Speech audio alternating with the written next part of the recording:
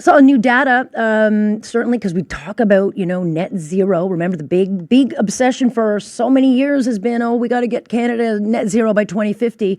And then you kind of break down some of the data and you go, oh, yeah, as if that's happening. And because this new data shows, like, with the amount of energy we need for all the things like the population growth or, I don't know, creating an electricity grid for all these EVs and that, artificial intelligence, here's what we would have to build just to get to, net zero for 2050. Okay, just to get there. 684, we would have, 16 nuclear plants we'd have to build. Okay, so 16 nuclear plants, not happening. 134 hydropower plants. You know how big those things are? Not happening. 575 wind power installation and 840 solar generating stations. It doesn't stop. Like, there's so much stuff we would have to do at like, it would take about 15, 20 years at a cost of billions. But it's just staggering of what we would have to do. 16 new nuclear plants.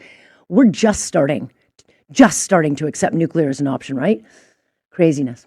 Meanwhile, Mark Carney saying, well, look, I've got a carbon plan, I think, right? He's not being very honest about it. He's been quite coy, but he has signaled cutting the consumer costs on the carbon tax and just going after the industrial side. Let me play you this audio again of, well, what can go wrong if you keep the emission cap on, right? Like, who can that cost? But he was talking to Atlantic Canada, to the reporters there at CTV, and here's what he said about that.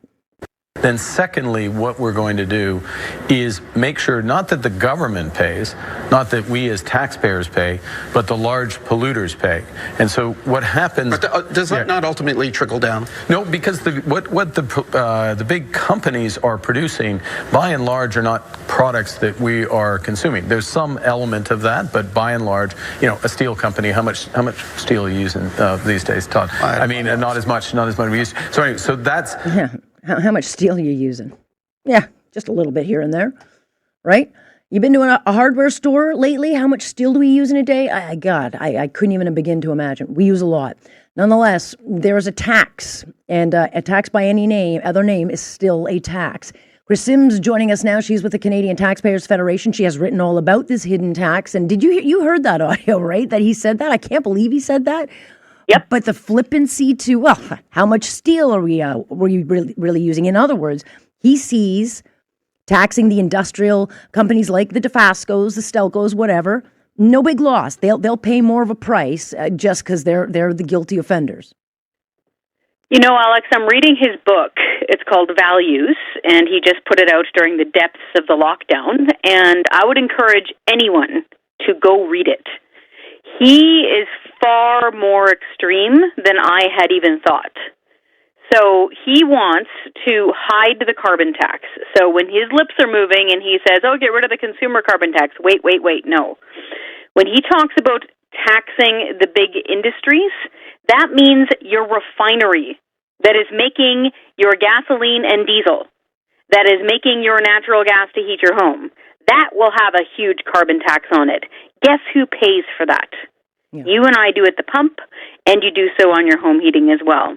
So this idea that some magical daddy Warbucks will just eat the cost of his hidden carbon tax is crazy and not true. Second, this is a wild one. He wants to impose carbon tax tariffs on our imports. I have to stress what a big deal this is.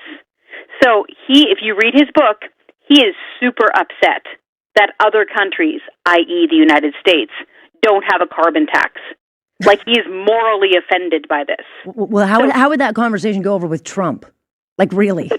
Great question. So anytime we import a widget from the United States, because Prime Minister Carney is big mad that they don't have a carbon tax, he'd hit that import with one of his own, so that when you and I go to buy it at the store or the auto dealership, we pay more again. So this is a secondary carbon tax that not even Aaron O'Toole had thought of. So we took aim at Aaron O'Toole when he flip-flopped and said, okay, I'm going to have my own carbon tax, and I'm going to get rid of your cash rebates, as anemic as they are, and give you special green points for a solar blender. That was a stupid idea, and everybody said so. Carney is going to do that, plus hit us with a tariff.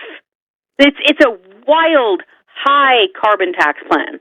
Right. But then again, you'd have to dig into the details, right? You have to read between the lines and you have to actually press him on this, and he doesn't do interviews. But to suggest, I mean, you just need only look to see who's backing him. It's the exact same brain trust behind Justin Trudeau, the Gerald Butts, the Katie Telfords, Diana Carney is Carney's wife. She's a major environmentalist. I mean, that is her obsession, right? So to suggest that there's not going to be some kind of cost is just not believable, or that they won't do kind of the same thing that Trudeau did. They'll just rename it. But we need investment in this country, and we need to signal that we actually get it, and we've learned a lesson from Trump, and this doesn't spell that out. It sure doesn't. And you mentioned his wife, Carney himself, reading this book. See, I went into this thinking, yeah, he's big into central planning. He likes big government. He's he's a central banker type dude, probably, elitist and likes high taxes.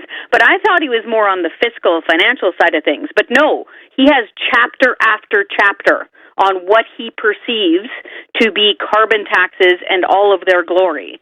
Like, it is a huge part of his book. And he is in favor of what he calls personal carbon budgets. So you and I and all of your listeners would have a personal carbon budget. Oh, how he meets that out, how he monitors it, we don't know. He also has an idea of personal carbon budgets for industries and businesses. And if you read, now he's very slick with his language, but if you read between the lines on what he's suggesting, he's saying that even our vehicles that we own now, so you know how they want to ban the sale of normal cars and trucks soon? So you can't buy like gasoline or diesel-powered vehicles in about 10 years. He considers the ones we already own to be a deficit on his carbon tax budget. Gosh. Yeah. So that's how do you get the Carney bucks? You got to get rid of it. Oh, boy. Exactly. No. No, really, you'd have to Carney's switch carbon to a heat bucks. pump and throw out your natural gas furnace, only electric heat pumps, and you'd have to surrender your vehicle is the Now, this is the language he's suggesting in this book. So let me get this straight. straight. It out loud at his face yet. Donald Trump is bringing back plastic straws, and we would have to go to the Carney carbon bucks to be able to, have nice things. Yeah, I need to stress this because it's pretty brutal. About half, 50% of Canadians are so tight right now that they're within $200 of not making minimum payments, like paying their rent, keeping the lights on. And this guy, Carney, wants you to save up green points, Alex, to buy an entirely new electric furnace. I'm just voting for the person that brings back plastic bags, Chris. That's what I know. I'm on, all right? I'm tired of dropping my apples. Okay? I know. I agree. Look, I wish I had more time. I am out of time, but I do thank you so much for joining us, because I think I'm just dying to read that book. But I appreciate you breaking it down and, of course, writing it for the Toronto Sun. Thanks, Chris. Thank you, Alex. There you go. Chris Sims. And you can read that in the Toronto Sun. She's broken it all down. But Carney's wife manages a website called Eco Products at Work. Pretty sure plastic bags and straws not on that. But yet, all you have to do is your own research to find out the cost of a Carney government, right?